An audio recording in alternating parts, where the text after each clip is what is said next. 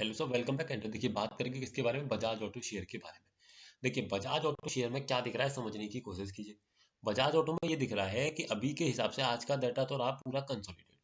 कल हमने जो डिस्कस किया था उसमें हमने बात किया कि बजाज ऑटो में बड़ी तेजी दिख रही है। समझिए किस तरीके से, ये हमने भी समझने का प्रयास किया।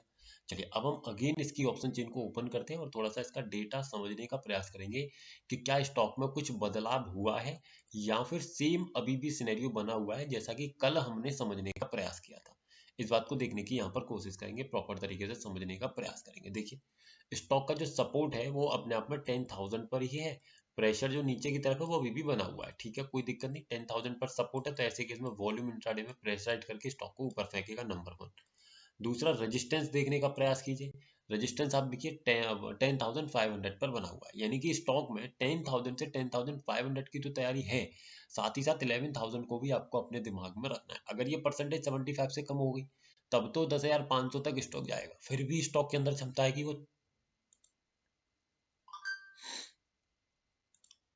देखिए अगर स्टॉक यहाँ से भी ऊपर आता है यानी 10,500 तक भी आता है तब भी स्टॉक के अंदर लगभग 400 पॉइंट अपसाइड में चलने की क्षमता है।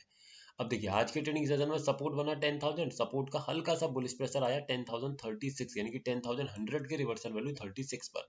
अब यहाँ पर अगर आप देखेंगे तो 10,036 पर अगर मैं एक लाइन खींचूं तो आप ये देखिएगा कितना इंपैक्ट डालते हैं ये लेवल्स। देखिए 10,036, अब देखिए आप प्रॉपर स्टॉक आया, उसी लेवल को रेस्पेक्ट किया और वहीं से सीधा ऊपर की तरफ मोमेंटम दे दिया। तो ये चीज आपको ये समझ में आएगी कि स्टॉक्स में किस तरीके के मूवमेंट्स होते हैं। बशर्ते कि आपको क्या करना है, बस लेवल्स का वेट करना है, अपनी वैल्यू पर आने का स्टॉक को वेट करना है। देख रहे हैं ना, प्रॉपर आया और यहाँ से सीधा ऊपर। तो ये आपको समझ में आएगा। जब भी आप परफेक्ट प्लेस से ट्रेड इनिशिएट करेंगे तो वो आपको सबसे safest trade off the day हो जाता है। तो उम्मीद करता हूँ आपको ये चीज समझ में आई होगी। देखिए खरीदारी के लिए जो प्लेस है, यानी कि स्विंग खरीदारी के लिए जो वैल्यू है वो लगभग 9,945 के अराउंड आ रहा है। लेकिन याद रखिएगा, जब भी आप इस वैल्यू पर स्टॉक को टच करते हुए देखें और बाइंग करने से पहले ये ध्यान रखना है कि सपोर्ट आपका यहीं बना हुआ है या कहीं और शिफ्ट हो गया। अगर अपने इस स्ट्राइक प्राइस से 10,000 से किसी छोटी स्ट्राइक प्राइस पर चला जाता है तो ऐसे केस में खरीदारी मत कीजिएगा। और अगर यहीं बना रहता है और अपने आप में स्ट्रांग हो तो आप स्टॉक को खरीदारी कर सकते हैं।